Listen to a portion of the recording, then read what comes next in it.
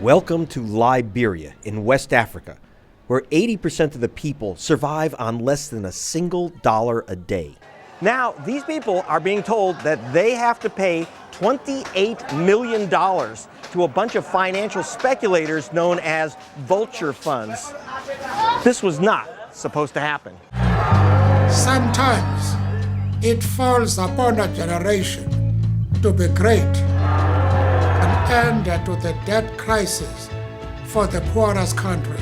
Over the past 5 years, Nelson Mandela led a very successful campaign to get rich nations to forgive the debt of poor nations.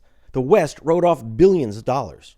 Just as Britain, Europe, and America were about to pay off all of Liberia's debts, down swooped vultures who put their claws on the money. They were waving worthless sheets of paper, old debts that they had picked up for next to nothing.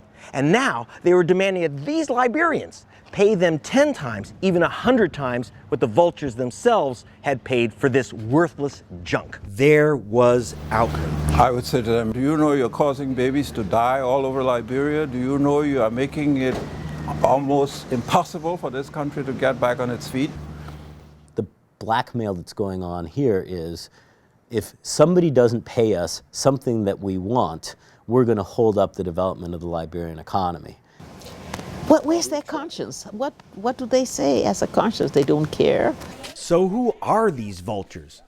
Vultures collect on debts of the poorest nations, but they never lent these poor countries any money at all. So how did these American speculators get their hands on Liberia's debts? We've come to the offices of Greylock Capital, big players in the industry. Greylock CEO Hans Humes tells us how he ended up with some of Liberia's debts.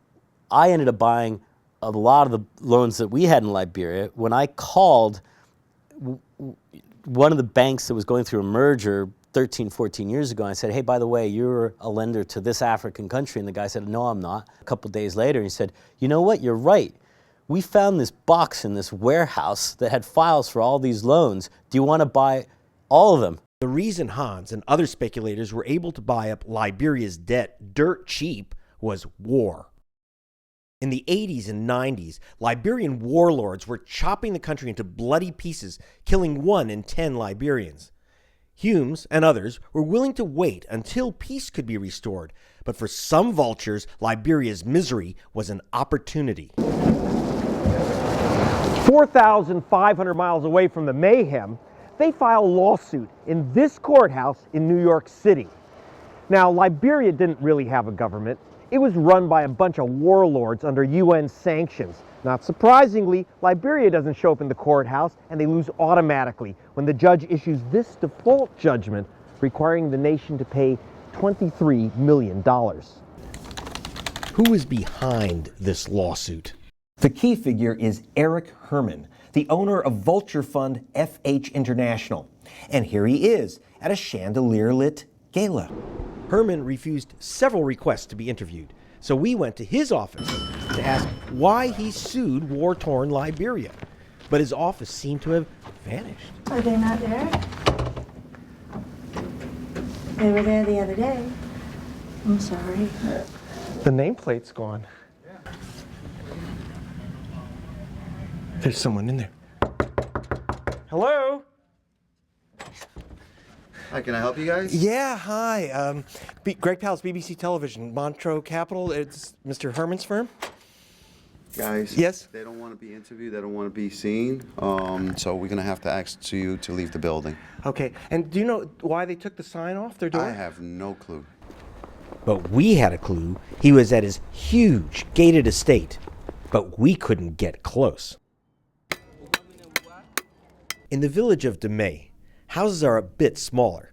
These Liberians are rebuilding their homes with mud bricks they made themselves. You're not paid? Yes, just a volunteer. You're volunteering? Yeah. For the community? Yes. Rebuilding Howa Murphy's home costs just $100 for supplies like cement.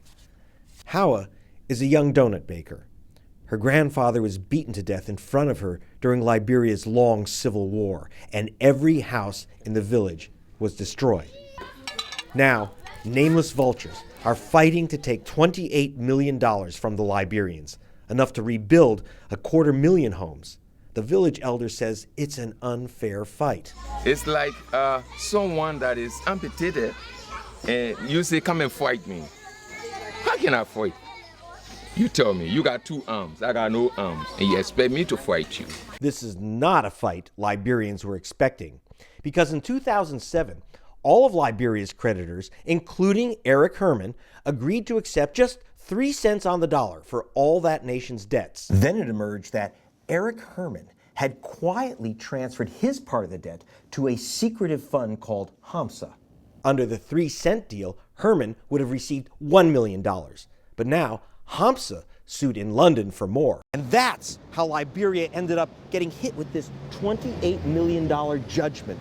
Insider Humes was stunned at what he considers such gaming of the debt reduction process. All they're trying to do is exploit the system, hold the system hostage to get some sort of excessive returns. Liberian diplomat Winston Tubman is infuriated. We see a lot of this in the world. People who sell drugs to kids, people who give arms to child soldiers to go and do what they did here in Liberia. There are people who put making a buck above everything else. Britain's parliament agrees. They voted last Friday to ban vultures from their courts. I say bravo. We've been waiting for a parliament or an assembly to take this kind of hard decision to be able to bring these funds into reason. Liberia's president, Ellen Johnson Sirleaf. Maybe the U.S. Congress and maybe, some others in Europe will pick up this gauntlet and will follow the example of Britain and move that, because it's just so unfair to poor countries. Today, with the end of war, things are looking up for Liberia. There's a surge in literacy. Hopes are rising, but it's all threatened by lawsuits by vultures. The president has a message for them. Look, here's a country having 2 decades of turmoil, of death and destruction, now trying to find its way back, trying to give its young people a future. You should not be the one to become an obstacle towards the achievement of this. Have a conscience and give this country a break.